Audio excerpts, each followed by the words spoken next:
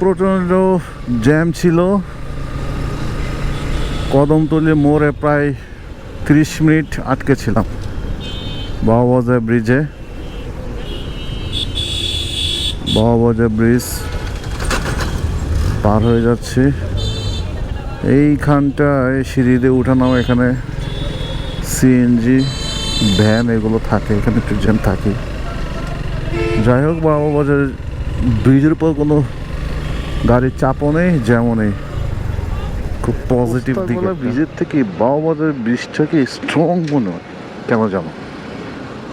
বিষয়টা খুব হাস্যকর মনে হইতেছে, যেহেতু এটা অনেক পুরাতন ব্রিজ, পোস্তাগোলা একটা এটার পরে হয়েছে, কিন্তু তারপরও না এই ব্রিজটাকে আমার খুব স্ট্রং মনে হয়। মনে হয় যে এটা খুব শক্তপোক্তভাবে বানাইছে। এটা কেন বললাম, পোস্তাগোলা ব্রিজ কিন্তু এই পর্যন্ত আমি নিজে দেখেছি 3বার রিপেয়ার হয়েছে,